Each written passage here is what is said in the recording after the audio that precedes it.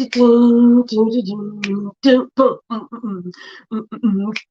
I wish I had written this music. If that countdown music is not a bop, I don't know what is. Like, I am jamming to it every week, and I hope that you are too, because I'm praying that isn't your first week joining me for Leadership Live. But if it is, welcome to Leadership Live with Dr. Renita and friends. I am Dr. Renita, and I am so excited to be here with you yet another week. And for those of you all who are like, Lady, who are you? And matter of fact, what is Leadership Live? Leadership Live is a sharing of journeys. It's a sharing of journeys. Back in 2019, I did this completely by myself for 52 episodes. And God tapped me on my shoulder at the end of 2020. He's like, you need to bring it back. And I was like, God, I don't have any more stories. You gave me 52. That's what I had.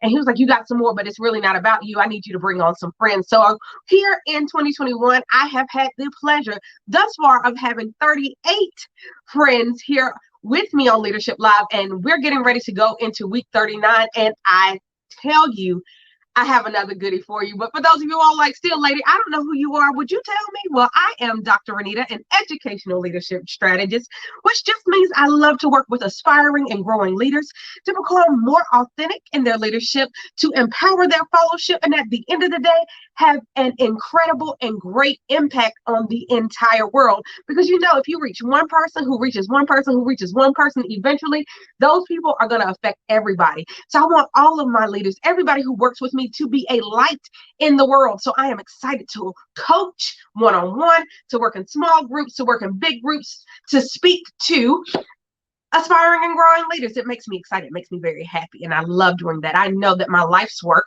as a veteran educator, having served grades kindergarten through college, and all the other plethora of leadership opportunities I've had in my life, have led me to a moment like this.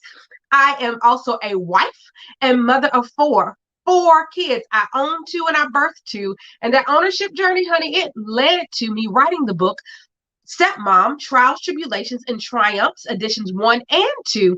Because let me tell you, this blended family life is a life like none other. This marital life, honey, is a ministry all in itself. I am also a minister, and I'm also the author of While You're Sleeping, the Perfect Children of All Ages book. It's an amazing thing. It's a wonderful, beautiful bedtime story. I am also the founder of the Refining Life, a 501c3 nonprofit organization whose mission is to provide you with experiences to have your mindset shifted so that you can lead a more positive and productive life. I am also a queen and a queen. These two crowns aren't up here for nothing. I am really a queen in life. Yes, I am. I believe many women are as well. Yes. But I am also the elite Southern Charms, North Carolina, Ultimate Grand Supreme, and the current reigning, now in year 3, Mrs. Black North Carolina. And I take that very seriously. I believe that it is my time and our time to rise and shine and to realize the refinement going on in our lives. So I am here for all of that, honey.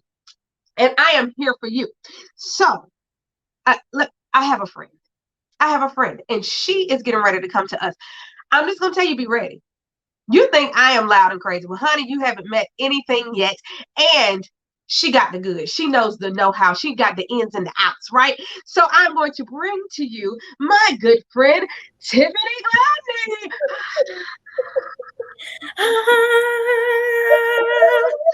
See? I told y'all.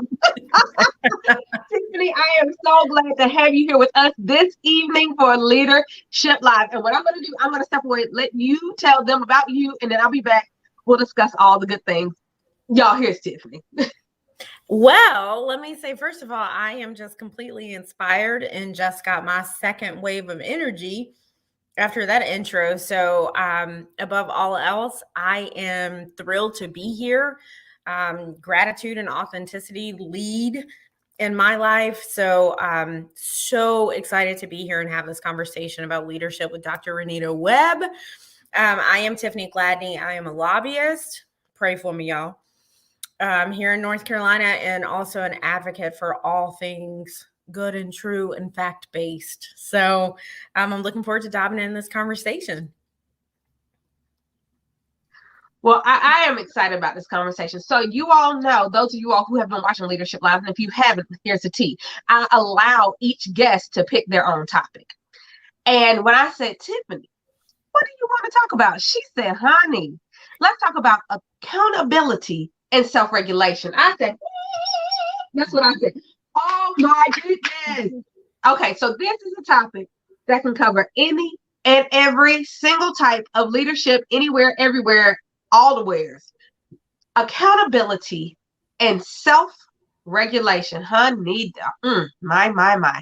So Tiffany, can you tell me and the people, why in the world did you choose to tackle this one? Oh my gosh. Well, first of all, with accountability, I think we can all look back over our professional careers, or like you said, marriage being a ministry. And I think that accountability and self-regulation are ministry if you really look at them. But we've all experienced crazy bosses, or the perfect boss, or crazy coworkers, or whatever the case may be. And I think there's two common trends that run with all of those instances: accountability and self-regulation. And when I think about accountability, I'm thinking about, who do you answer to? Because to me, that determines how you conduct yourself. Think about when you were a child. If you knew it was going to get back to your mother, and your mother didn't play and would slap you, how did you conduct yourself? Exactly. You conducted yourself a certain way because of who you answered to. Right. Think about, as believers, how do you conduct yourself in the world? Because you are being held accountable by your higher power. So you're going to try to be more Christ-like, because that's who you answer to. That's who is holding you accountable for your conduct. But also, I think it's important as leaders that we stretch people. When it comes to who holds you accountable, are they stretching you? Are they growing you? Are they challenging you? Or are they enabling you? Are they excusing your piss poor behavior? Are they enabling your mediocrity? Pause for a minute on that one. Okay. Are they incentivizing your mediocrity? Okay. So that's what came to mind. Is just thinking about the amazing supervisors I've had over the years, and also the kind of kooky ones I've had over the years, a few of them. and those two things come to mind, and they're completely connected and related. So yeah. Yeah. So let's take it to this. Let's just start with accountability. Honey, when I say this is an onion of many layers. Yes, ma'am. Like, this is a big old onion, and you can peel for days. And some of it's tough to peel, even just the word accountability itself. Like, some people will shy away, fret away, run away from this word because, so you talked about, who do you answer to? So you talk about parents, we talk about teachers, we may talk about your boss, but at the end of the day, do you even answer to yourself? Like, are you able to hold yourself accountable? Yes, and does accountability scare you? So I think about leaders who cannot deal with accountability, which make them sucky leaders. I mean, like, sucky. Because where, as a supervisor, you may have people who are accountable to you, but as a supervisor, you're also accountable to those people. Exactly.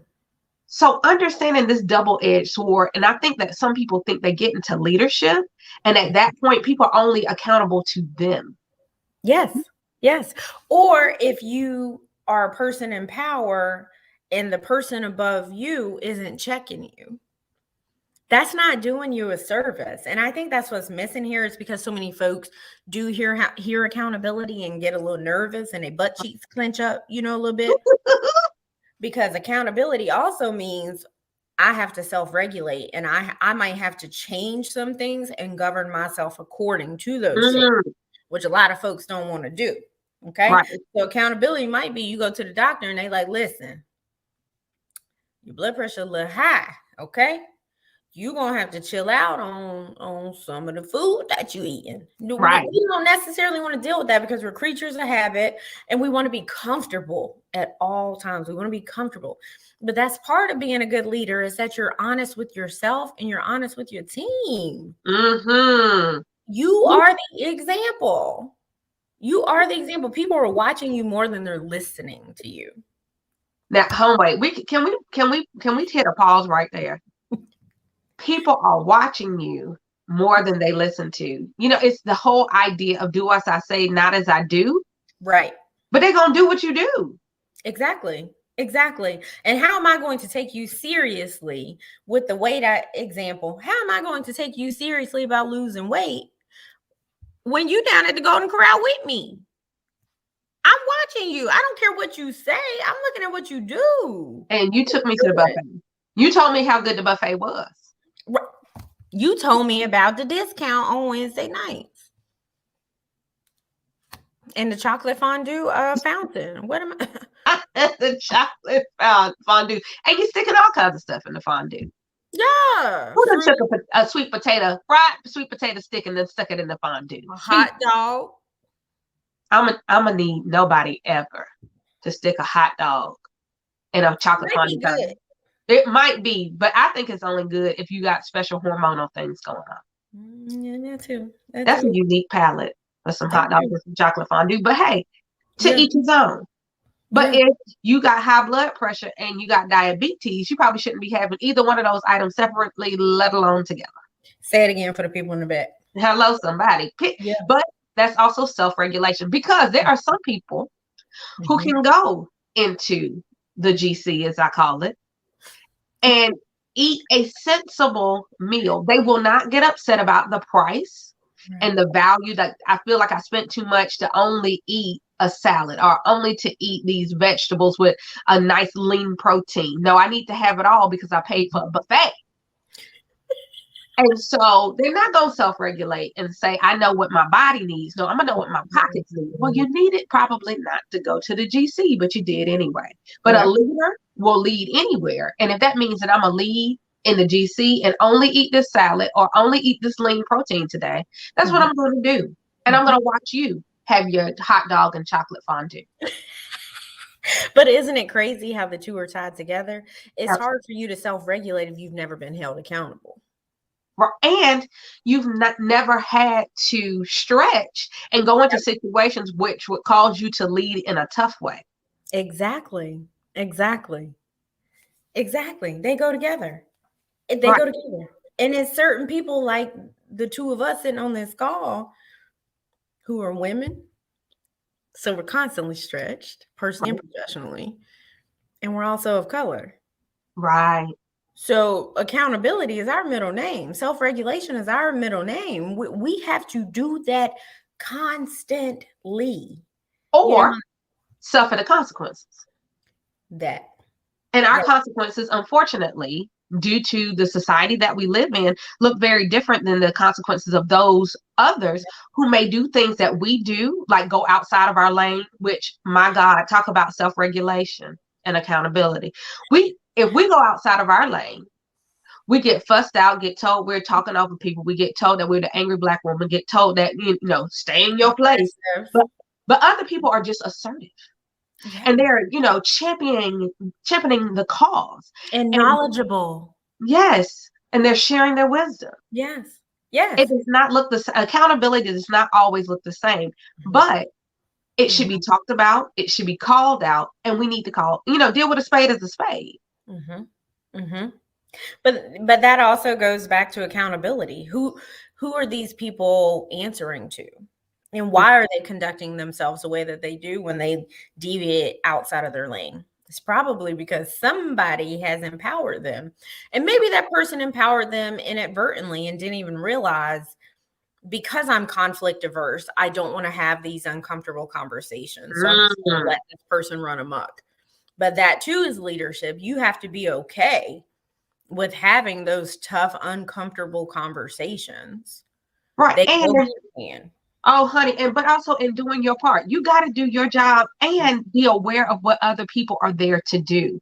A lot of people are allowed to run amok when there is no one else, or there traditionally hasn't been a person in place to do what they're going out of their lane to do. But if there's somebody there, allow those people to be empowered to do their job, because these other people are doing their job. And then that stops people from feeling like out of sorts, people getting frustrated. people feel like they're doing everything. Well, you don't have to. But the thing is, traditionally in some organizations, some corporations, some small businesses, some churches, there's been a lot of lack in human resource. And so when there's lack in human resource, a lot of people find themselves running amok really because they're just trying to cover all the bases. But when there's somebody there to cover the bases, so this is good for leaders everywhere.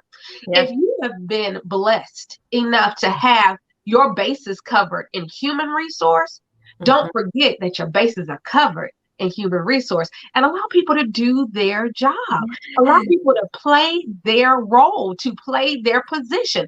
And if everybody's playing their position, honey, the way that thing will sing, the way that thing will sing. And people will feel empowered and feel like they got something to do, and they own that situation. And it makes your life easier. Well, you don't have to worry about this, and this, because somebody who's equipped to deal with that is handling it. Right. But there's also something to be said about making space for people, which I think goes back to self-regulation and that awareness. Right. Who's around you and who's in the room and how are you being perceived and are you being received is what you're saying, being received, and making space. You know, as a Black woman, it's important for me to always make room for other Black women in whatever conversation we're having, whether at work or in my personal life, making room and space for them. Even if that means, although I have a big personality, pulling it back a little bit so I can make space for somebody else. Right. That's what I'm gonna do, because I understand that there's room for all of us. It's not just one of us. It's room for all of us. We can all shine. We can all be great. We can all be funny and charismatic and charming and whatever. But there has to be a cognizance of the fact that in some spaces, the room needs to be made. Right. There. But I think that too, that some people don't understand this. And I think this goes for women of color, women, period, or any marginalized cultural individual. When you're making that space, or when you show up in the same space, a lot of people assume that there's going to be competition. And it's not about the competition, because at the end of the day, I am also accepting my accountability to make room for others. Somebody made room for me. Somebody made space for me. So I am now accountable to others who need the space made to make that space for them. I am going to self-regulate enough that I open my mouth enough to make the room, and then I'm going to sit back and let them have the space. Because like you said, we can all shine. And we don't need to fall into this foolishness where other people assume that we're now going to jockey for the same space. Absolutely not. You were bought here for one thing. I was bought here for another. But I'm going to make sure that thing that you were bought here for, people going to know you're there for it. Okay. Every time. And that's one of my favorite things about you, is that you always celebrate what other people bring to the table. It's not even that you just make space for it. You lift it up, you celebrate it, you talk about it. And it's like, that's the opposite of what you're talking about with the competition. You're saying, no, she's really great at that. Let's hear what she has to say about that. But that's that self-regulation that I think comes with not even necessarily age, but maturity. Also, you've been held accountable. Right. So you understand the importance of self-regulation. And like you said, you've been brought here for a certain purpose. I've been brought here for a certain purpose. We can work together and make each other look even better. Why would we work against each other? But that's what I love about you. You celebrate. It's not just, oh, okay, Tiffany's a lobbyist. It's no, listen, she's the best lobbyist I've ever met. I think we should hear from her. It's that. And it's like, yes, that's how we need to do it. But the thing is, it's also, so we're looking back at accountability and self-regulation. I accept my accountability. I notice that when other people have accepted their accountability, and I see the way they do accountability. And so I seek light. I seek the light in other people. And sometimes the light that's in them, some people don't even know they have. Right. And don't let me mess around and see a spark. Honey, it's about to be blown up. I mean, I'm going to dump kerosene on that joint. Yeah. Yeah. But the thing is that is something that I think, especially those of us who are in positions of leadership, maybe even have had leadership positions snatched from us for one reason or the other, are attempting sometimes to climb in leadership. We're aspiring for leadership. We're growing in our leadership. Sometimes it's hard for us to allow our light to shine and want our light to be so bright because we want people to give us opportunity, that sometimes it's hard to seek the light in other people because we get afraid. We get afraid that their light is going to shine so bright that people are going to forget that I have light. And that's just not true. I don't know who originally said this quote, so I can't quote them because I've heard it so many times. But it's something about, and I want to say it may have been Dr. King that said, light, another light cannot make another light dimmer. It only causes more light. It is, so Marianne Williamson talks about our dipper is our light, that not our darkness, that scares us. We are petrified sometimes of how bright we can be, and some other people are petrified by our light because they believe that light dims their light, and so they are going to not celebrate our light. And that is piss poor leadership. Totally. It's just gross. It's just gross as a human being. Right. You know what I mean? But that goes back to the needing some more self-regulation, where you think that someone else's light can outshine yours. Like you need to puff your chest out a little bit more and own your skills and your expertise and your experience. My grandma always says, what God has for you, not even you can destroy. Right. And I'm so glad that she always put that in me, because now it's like the older I get, the more I'm like, nah, like I know what I'm bringing to the table. And I know the spaces that have been prepared for me spiritually, or the amazing people who went before me. I know what I'm bringing to the table. Right. So again, that self-regulation, I'm standing in that. I'm confident in that, because grandma always told me that not even I can ruin what God has for me. So all I got to do is go in there and be me, because it's mine.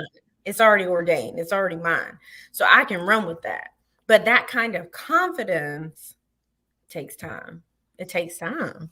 Well, it takes time, and I think it also takes support. So what you just talked about, having a grandmother who told you not even you can destroy it because it's already yours. So I talk about the Refining Life, which is my nonprofit. We just had a women's conference, and the theme was "It's already done." It's already done, right? Don't you make me shake these braids out this bun? Ooh. Girl, don't shake them out the bun. But if you need to, we can put them back up. Yeah. But, we spent 7 days talking about various topics of "It's already done." If whatever is yours, what God has for you is for you. If it's already done, it's already yours. We cannot be afraid of somebody else getting it because it's yours. It is yours. But it goes back to that other thing you said, and I wanted to make sure I honed in on this, and it was to own your gifts and talents and your skills. But I think we can take it a step further than that. You not only want to own it, then you want to hone it.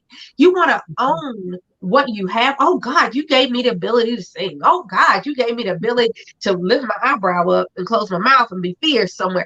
Oh God, you gave me the ability to fight for other people's rights. You gave me the ability to see through bull crap.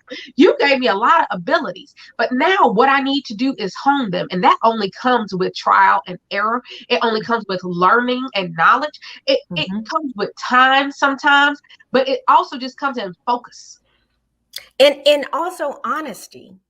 Yes. Like maybe I want to be a stand-up comedian, but I'm not funny. Okay, I need to be honest with myself at some point and say, you know what, Tiff, this might not be the move for you.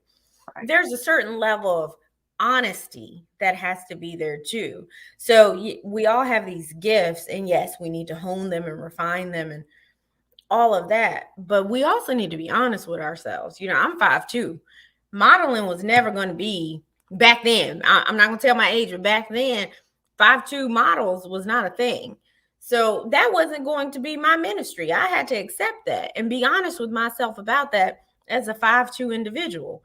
But am I funny? Yeah. You are. And I need to lean into that, but I need to be honest about my strengths and my weaknesses. And I think that's where a lot is missing too. But also being authentic. I don't think people realize how far authenticity goes. Yes, Even honey. that, saying, you know what, I'm not the best singer, but I'm about to bust out this song. It's happening. Okay. Y'all accept it. And I can guarantee it'll be at least 2 people clapping in the room because it's real. Just be real. Be real. Stop fronting. Right. That's the biggest thing for leaders. Be real. It's okay to say, you know, I worked at a nonprofit years ago that was going broke. And the leadership would just, you know, kind of BS and you know, woo. It's like, no, be honest and be like, listen, y'all need to get y'all's resumes ready. Okay. If you like paying your bills, you got to be real upset. Okay. Like, be honest about it so people can have all the information they need to move and self-regulate. Right. That's good leadership. Be honest. I'm scared. I'm broke. I'm sick. I'm whatever. I don't know. Let me pause for that wisdom. I don't know. I don't know. And I don't have to know because that's why I have you. And that's why I have the board. And that's why I have these resources. And that's why I have these partners. And that's why I have these whatever. Yeah. That. I don't know. And it's okay not to know. Another one, it's okay to disagree. Come on, preach with that. It's okay to disagree. It doesn't mean we don't like each other. It doesn't mean we can't work together moving forward. It means we have 2 different minds and 2 different ideas. Now, how can we put these 2 ideas together and come up with something really amazing on behalf of the organization that we both work for? And or we're going to have to choose one of these for right now. Maybe one can come later. And honey, a leader that can say, you know what? We're going to go with yours. Oh, yes, ma'am. Yes, ma'am. It wasn't you give me that? You going to make that space for me?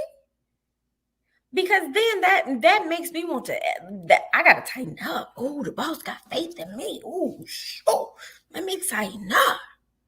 The boss is going to lift up my idea over their own? Right.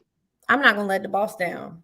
Well, and you know what? I now own this. I am taking full ownership. I am going to be a team player because not only did you choose my idea, now I really want to make sure that it comes to pass in the way I thought it was going to.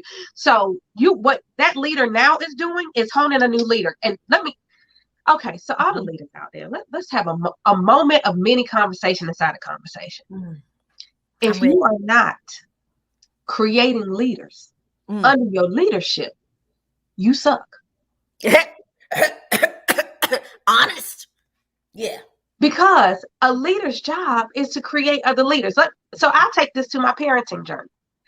My job as a mother is to lead my children to being their own leaders because I will be John Brown.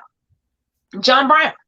If these jokers going to live with me for the rest of their life, if they cannot move and shake without me, I got 2 sons and 2 daughters, and I need all of those jokers to be able to lead their life in a positive way. I need them to lead their life in a safe way.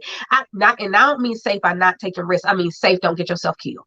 I need you to be able to lead your life in an audacious way and in this amazing way. And the only way you're going to do that is I'm sitting here holding your hand. It means I didn't do my job. My job was to succession plan. I need you to be able to do some of the things I do for you without doing them. Leaders, you should be doing that in every area of leadership you're in. Small business, ministry, C-suite corporations. All of y'all need to be leading other leaders. This should always be a train-the-trainer model. Amen. Yeah. Always. Yes. Always. Self-sustaining, empowered people. That's what it should be at the end of the day. I should feel empowered to make decisions that relate to my area of expertise. But it goes to that person's vision. Yes, ma'am. Yes, ma'am. Because otherwise you're just flailing. Or if they have a vision and they haven't communicated it with you. Honey, okay, so I have a training. people out there. I got it trending. It's all about casting vision. Uh-huh.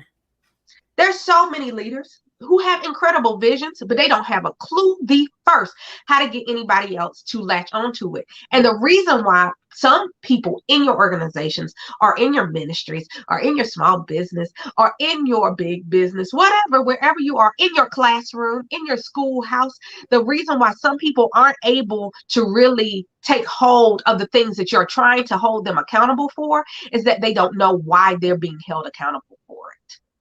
Because they don't understand where we're going to, where we're growing to, where we're shifting to. They don't know.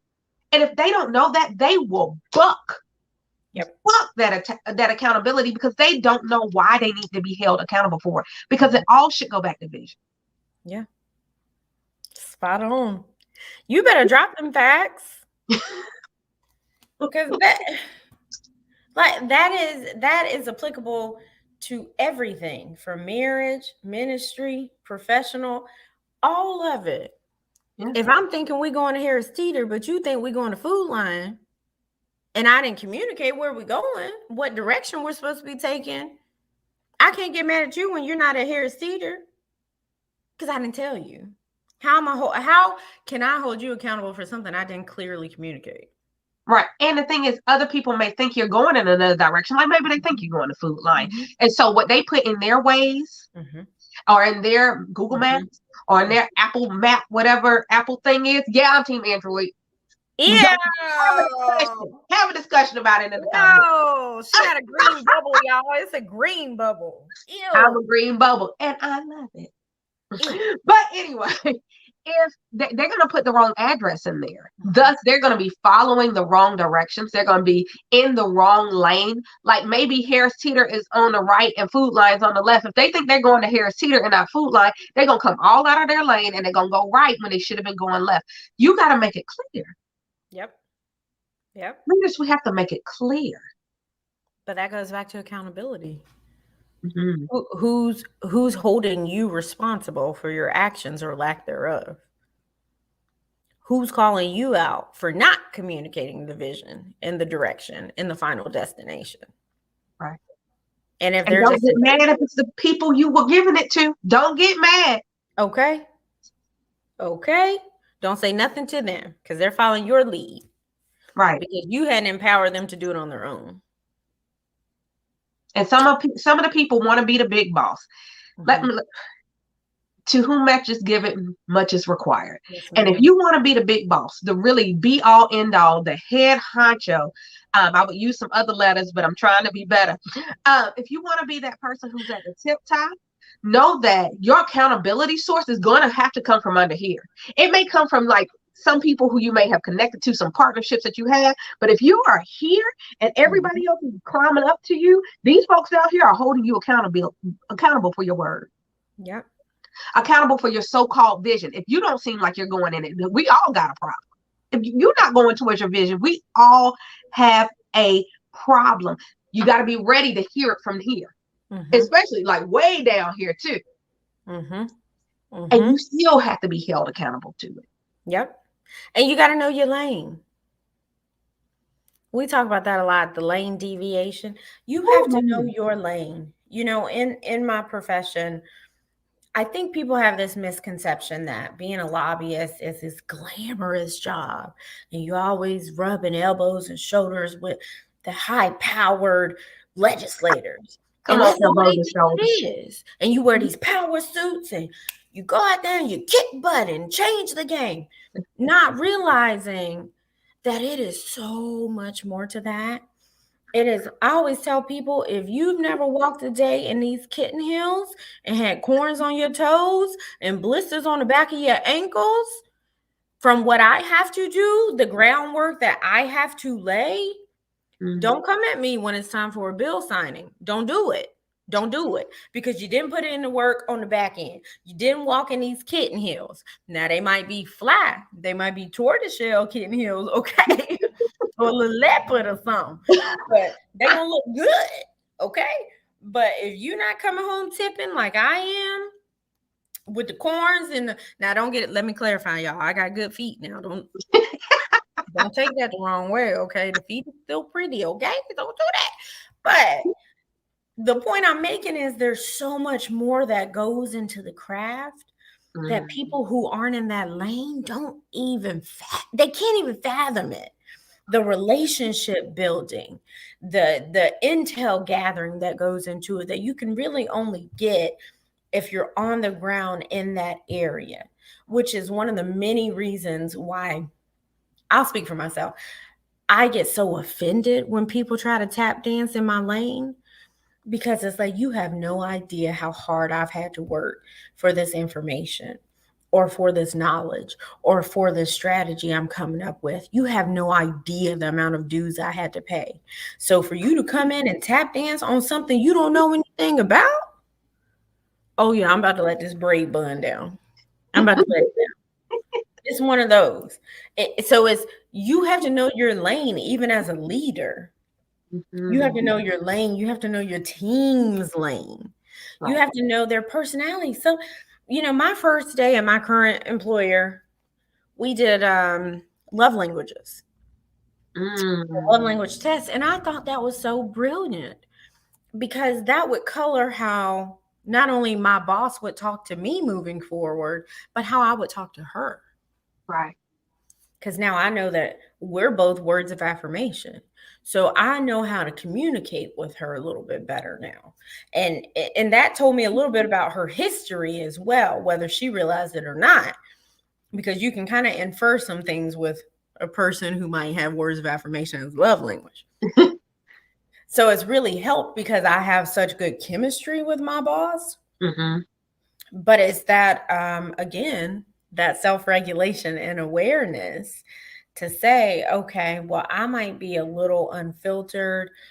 And y'all, disclaimer, I like to cuss. Okay. I like to cuss a little bit. Just a lot bit. I'm lying. I like to cuss a lot. A Okay. lot of it. But a lot of it. Okay.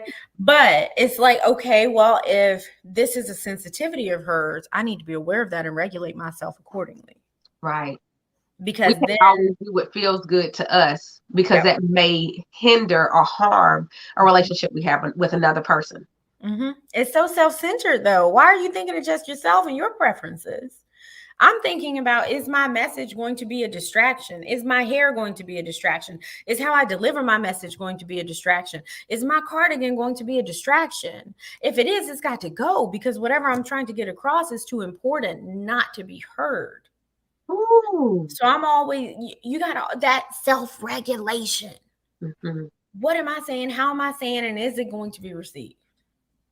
But let me tell you how thought provoking that is. That to think about the fact that okay, so we live in the land of keeping it 100.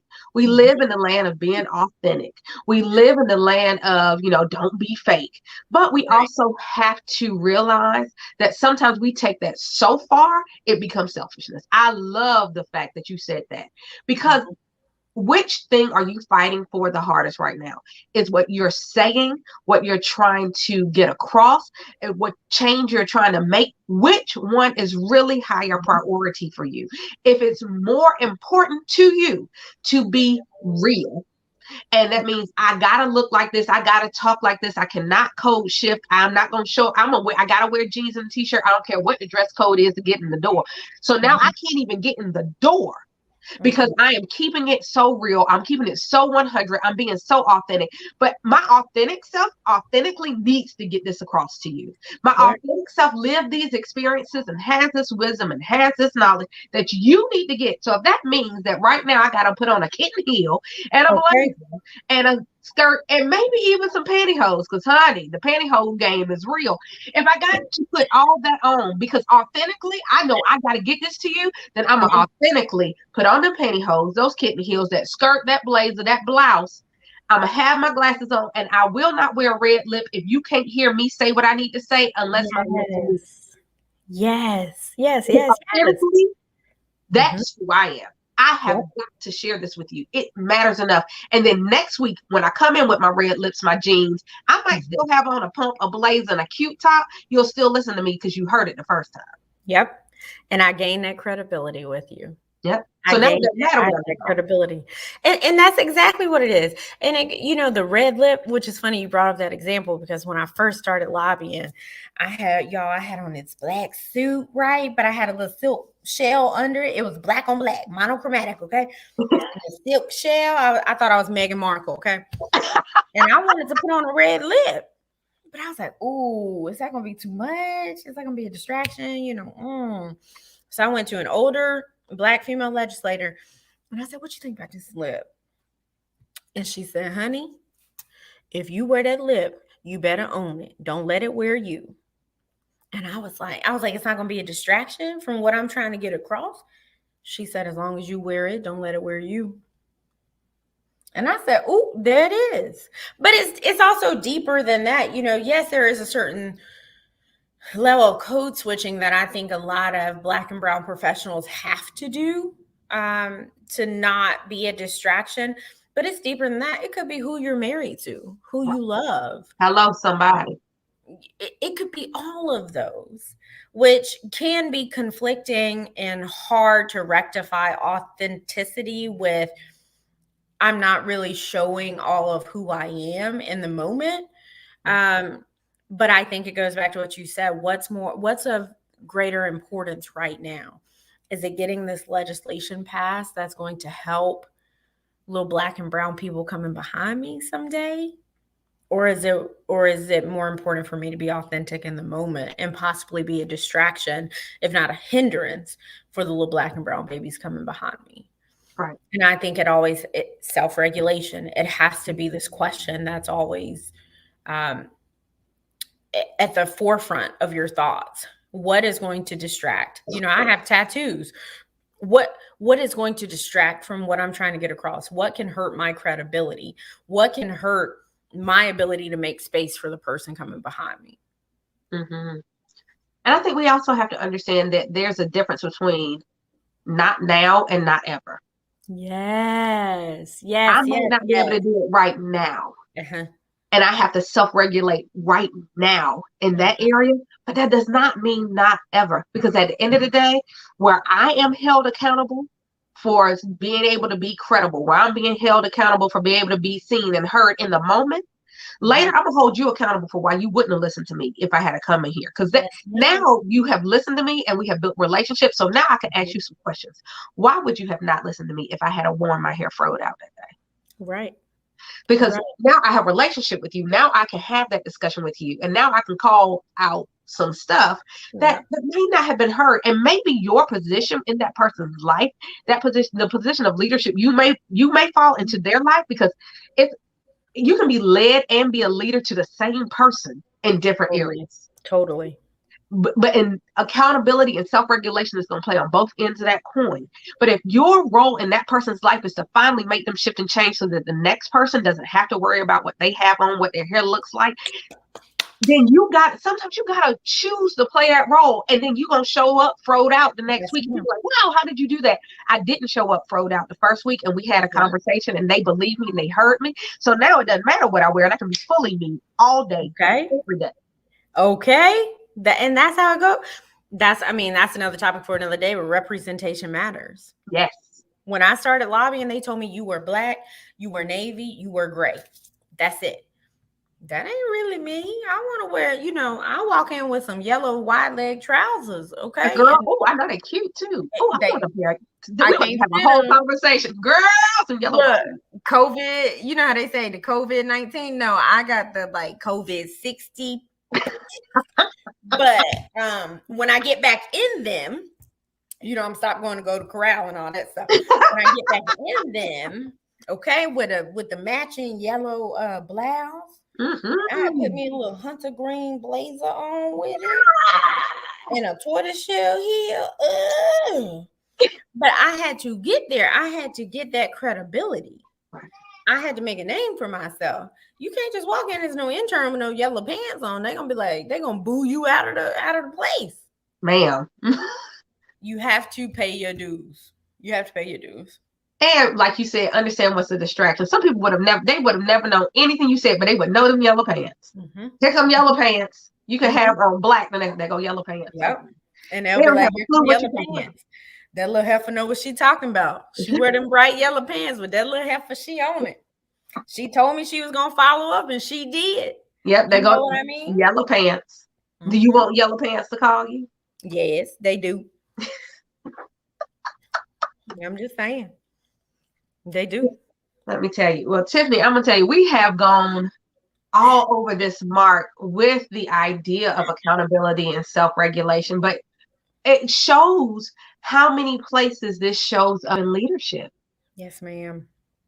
But okay, so before we go, if there is any one thing, it could be something we already talked about or something that we hadn't gotten to quite yet, that you want the Leadership Live audience to remember, know, hone in on about accountability and regulation as it relates to leadership, what would that be?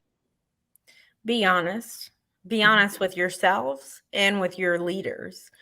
Now, that doesn't mean you come in like a bull in a china shop. Be diplomatic about it, but be honest and speak up, because remember that you are standing on someone's shoulders and there's someone that's going to stand on yours.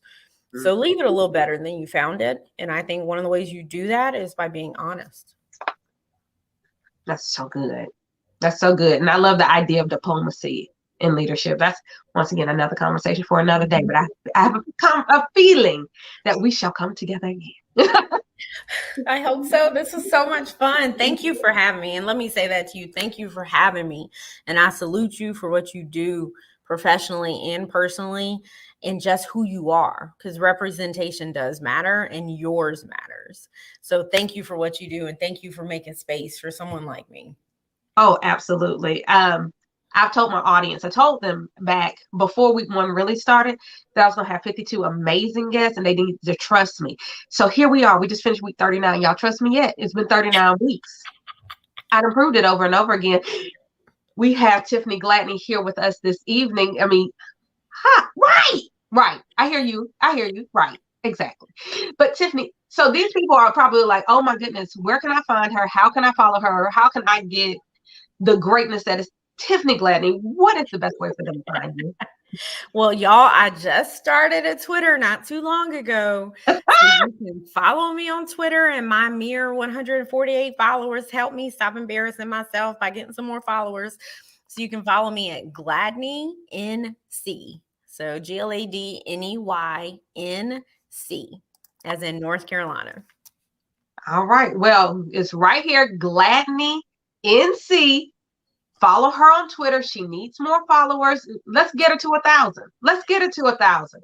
That means that you need to follow her, and then you need to tell 10 friends to follow her, and then they need to tell 10 friends to follow her. We could have her to 1,000 by like next week. Get on it. Jump on it. Jump on it. Tiffany, thank you so much. Thank you for showing up as you from the moment I met you.